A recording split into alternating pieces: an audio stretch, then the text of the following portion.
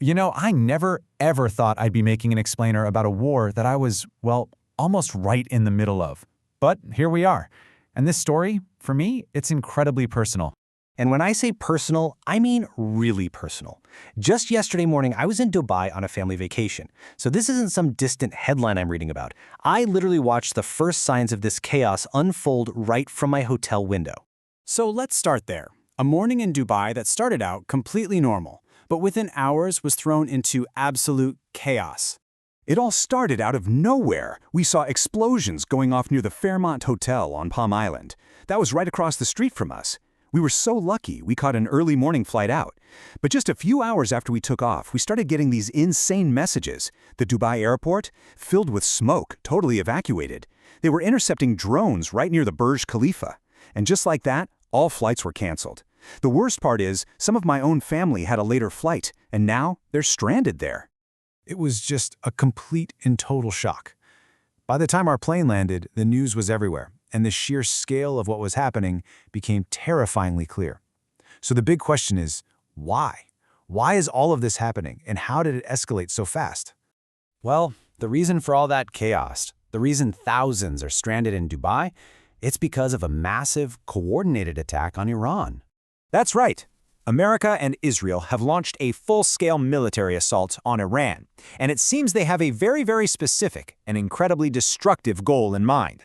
The operation has a name, Operation Epic Fury, and according to U.S. officials, the stated goal is to, and I quote, destroy Iran's missile industry to the ground. So you've got bombs falling on major cities like Tehran and Isfahan, but the biggest hit, the one that changes everything, that's already happened. And this is the news that has sent shockwaves across the entire globe. Iran's supreme leader, Ayatollah Ali Khamenei, has been killed in the strikes. It's been confirmed by Iranian state TV. They're reporting he was in his office when the strike hit. And it wasn't just him. His daughter, son-in-law, granddaughter, and several of his top military commanders were all killed alongside him. Just unbelievable.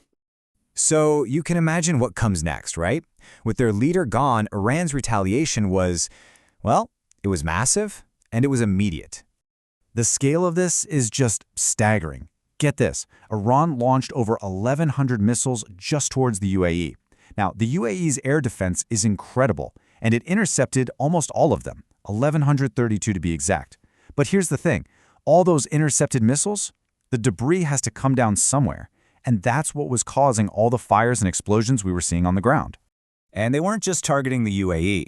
Oh no. Iran's Revolutionary Guard launched something called Operation True Promise 4, and they hit 27 American military bases all across the Middle East.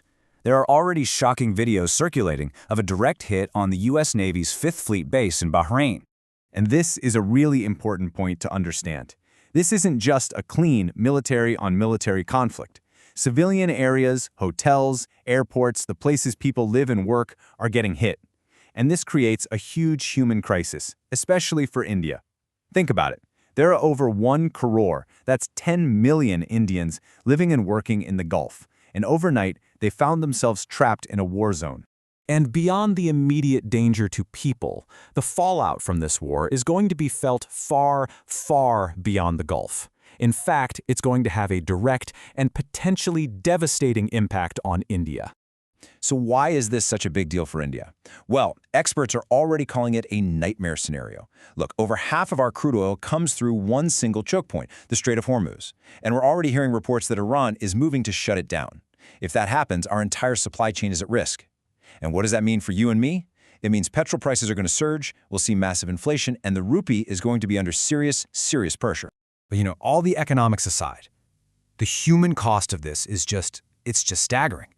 One of the most heartbreaking reports to come out of those first strikes was the bombing of a girls' primary school in Minab, Iran. It was hit during school hours. At least 100 children were killed. And then, just a short while after the news of that school bombing started to spread, the official social media account for the State of Israel posted a tweet. It just said, "Israel has the right to defend itself." So, you have to ask yourself, how on earth did we get here? This didn't just happen in a vacuum.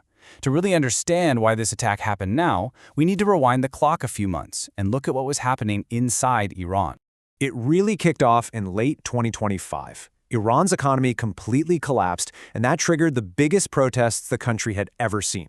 The government's response was brutal, a violent crackdown that killed an estimated 30,000 people. And yet, even after all that, just a few weeks ago, there was actually a glimmer of hope. Oman's foreign minister said a peace deal was within reach. And then, despite all that talk, the bombs began to fall. Now, does any of this sound familiar? Because it should. The justification we're hearing, it sounds a lot like the playbook for the 2003 Iraq War. You know, the talk of removing a wicked radical dictatorship in order to bring peace and democracy to the people? And just like back then, there are already reports coming out that regional powers, this time Saudi Arabia and Israel, were lobbying hard for this attack to happen. And all of this, it brings us to the fundamental question at the very heart of this crisis. It's a question that, honestly, history has asked over and over again. On one side, you have the promise, right? The stated goal is to remove a brutal dictator, whether it's Saddam Hussein or Muammar Gaddafi, and to bring freedom and democracy. But on the other side, you have the reality of what's happened in the past. In those cases, removing the dictator didn't lead to stability. It led to absolute chaos, the rise of new terrorist groups, and in the end, much, much worse conditions for the very people the whole thing was supposed to help. So that leaves us with this final, critical question. As the bombs are falling on Iran right now, are we watching a path to liberation, or are we just watching a nation trade one kind of tyranny for a much more vicious, much more devastating cycle of chaos and violence? Whatever the answer is, it's probably going to define the Middle East for an entire generation.